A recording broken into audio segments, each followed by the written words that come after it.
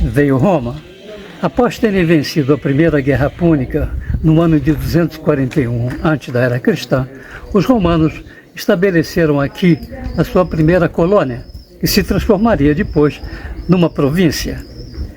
A ilha ficou sob o domínio do Império Romano até o seu fim.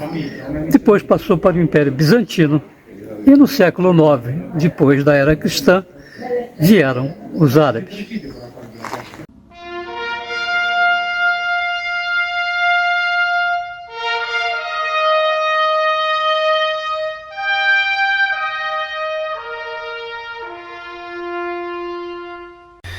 No sétimo século antes da Era Cristã, um assentamento fundado pelos fenícios no norte da África, no lugar mais ou menos correspondente à Tunísia nos dias de hoje, transformou-se numa emergente e próspera sociedade chamada Cartago.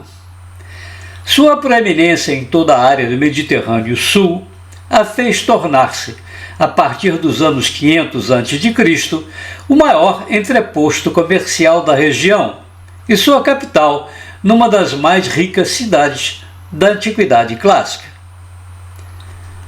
Gradualmente, sua influência estendeu-se até a Sicília, onde, mercê de uma hábil política de alianças com as facções dos divididos gregos, que viviam as turras entre si, conseguiu conquistar importantes rotas comerciais.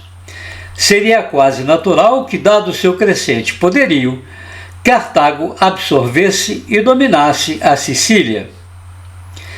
Mas, já no século III a.C., enquanto a hegemonia grega sobre a ilha e o conceito da Magna Grécia definhavam, um outro poder surgia. Depois de assegurar seu domínio sobre a Península Itálica, Roma se preparava para iniciar sua primeira aventura expansionista. O Mediterrâneo era a primeira fronteira a ser conquistada e Cartago o primeiro inimigo. Entre 264 e 146 antes da Era Cristã, ocorreram 3 guerras distintas entre os romanos e os púnicos, nome romano para os cartagineses, terminando com a derrota final e a total destruição de Cartago. Apanhada no meio do conflito, a Sicília foi um dos mais importantes teatros de operação dessa guerra. Durante o mais de século de duração das intermináveis batalhas, uma constante troca de lado, levada a cabo pelos sucessivos governantes sicilianos, procurava tirar partido e, é claro, assegurar sua sobrevivência do cambiante balanço de predomínio militar. Com a derrota final dos cartagineses, Roma transformou a Sicília na sua primeira província fora do Lácio. Durante a República Romana, a província foi governada por um pretor e servia como um celeiro de grãos para Roma. Já no último século a.C., era notória a corrupção dos pretores, especialmente de Gaius Verres, cujo desgoverno, extorsão dos agricultores e saque de templos levaram o senador Marcus Túlio Cícero a denunciá-lo no Senado, num conjunto de discursos acusatórios que passaram à história como as Verrinas. Nas guerras civis do primeiro e do segundo triunvirato, que levaram à extinção da República Romana, a Sicília novamente experimentou a luta de facções em seu território.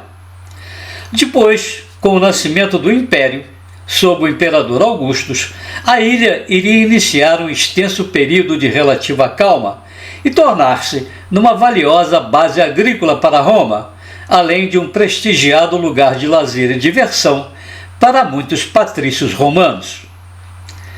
Isto pode ser visto em Piazza Armerina, uma cidade ao oeste de Catânia, próxima ao Monte Etna, onde uma vila romana está preservada. São várias construções magnificamente conservadas e que dão uma preciosa visão dos costumes e usos do cotidiano de uma rica família siciliana do século IV antes da nossa era. São divisões e mais divisões, cuja informação temática vem dos mosaicos que adornam pisos e paredes.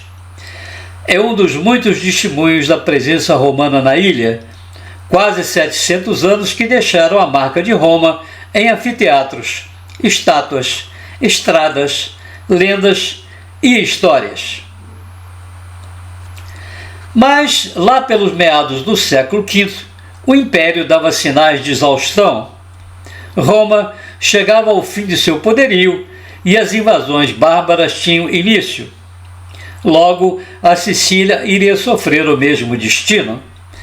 No ano de 468, os vândalos, uma tribo germânica originária de onde hoje é a Polônia, depois de derrotar e saquear Roma, invadiu a ilha, sob o comando do rei Gaiseric.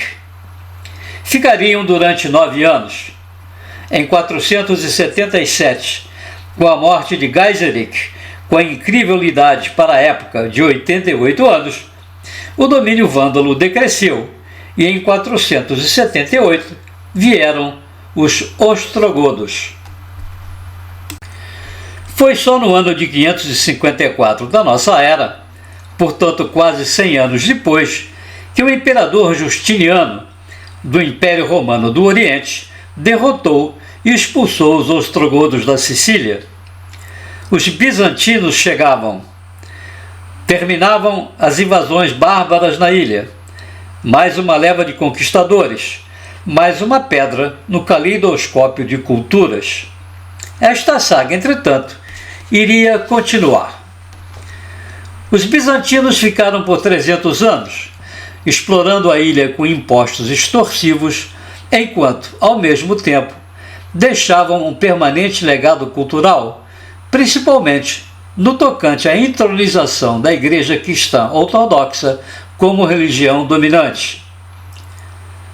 No século VIII, entretanto, o Islã crescia.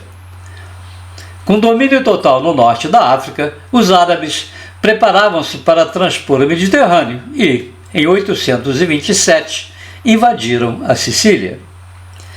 Mais quase 170 anos de uma nova cultura. Mesquitas agora substituíam as igrejas, o Corão, a Bíblia. Uma Medina murada ocupava o centro de Palermo. Além disso, as lutas eram constantes entre os próprios muçulmanos e com as várias tentativas dos bizantinos de retomar a ilha. Até que, a partir do ano de 1061, divididos e acossados novamente pelos bizantinos, os árabes foram perdendo seu poderio. Desta vez, um povo descendente dos vikings, cujos soldados haviam sido contratados como mercenários pelos bizantinos em suas campanhas para derrotar os árabes, iriam invadir e tomar a Sicília. Este é o Duomo de Monreale, na Sicília, também conhecida como Igreja de Santa Maria Nuova. Foi construída pelo rei Guilherme II a partir do ano de 1174, que foi o início da conquista normanda da ilha. Há uma lenda por trás da construção desta igreja. Esta lenda e a história da conquista e domínio normando sobre a ilha da Sicília é que nós vamos contar para vocês.